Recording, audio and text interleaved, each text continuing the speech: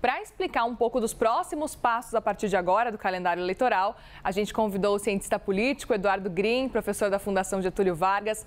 Professor, bom dia, obrigada por conversar com a gente aqui na CNN. Bom dia, Muriel, sempre um prazer estar com vocês. Explica para a gente quais são os próximos passos a partir de agora, depois que esse prazo se encerrar, no caso amanhã já. Bom, os partidos têm, após a formalização das convenções, de acordo com o calendário publicado pela resolução do TSE, 10 dias para pedir a formalização das chapas que incluem a chapa chamada majoritária, prefeitos, prefeitas, vice-prefeitos, vice-prefeitas, indicados pelas convenções, bem como também a nominata de candidatos a vereadores ou vereadoras. Isso vale tanto para partidos políticos que vão concorrer isoladamente, para partidos que vão concorrer em coligação, como também para as federações partidárias. Depois disso, o Tribunal Regional Eleitoral terá um prazo que pode modificar um pouquinho, mas em geral até setembro, para formalizar a aceitação das candidaturas. Lembrando sempre para quem nos escuta que candidatos que postulam algum cargo que porventura tenham ou impedimento jurídico, por exemplo, enquadramento na lei da ficha limpa, ou algum tipo de impedimento identificado pelo Tribunal Regional Eleitoral, poderão ter as suas candidaturas indeferidas. Por isso esse prazo, então, que existe do TSE e dos TREs, melhor dizendo, formalizarem a aceitação daquilo que é a indicação dos partidos para que as chapas, então, possam começar as suas campanhas, formalmente falando.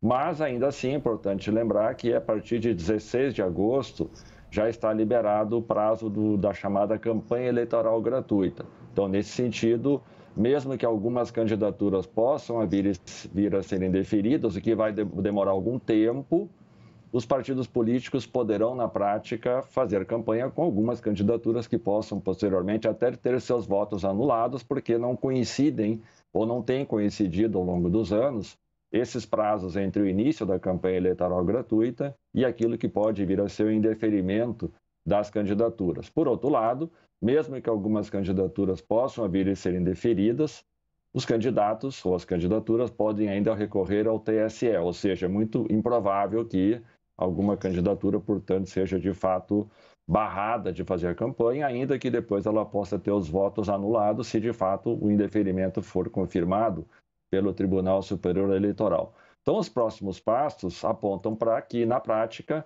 os partidos políticos, coligações e federações partidárias iniciem a campanha eleitoral gratuita a partir de 16 de agosto e aí segue-se o rito normal de campanha, como manifestações, lives, passeatas, comícios, debates em TV, como nós temos visto ao longo dos anos nas eleições tanto nacionais quanto também municipais no Brasil.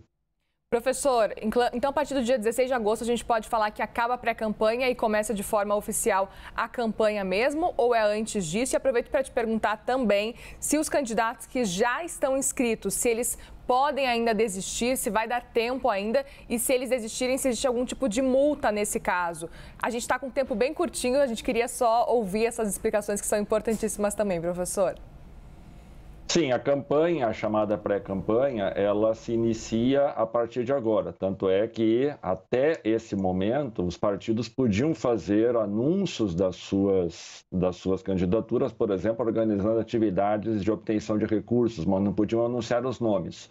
Uma vez que nós tenhamos as chapas homologadas, os partidos estão autorizados oficialmente a fazer campanha em torno dos nomes. Lembrando aquela polêmica criada pelo presidente Lula, quando declarou apoio a Boulos, que foi multado, esse tipo de situação não ocorrerá mais a partir de 16 de agosto.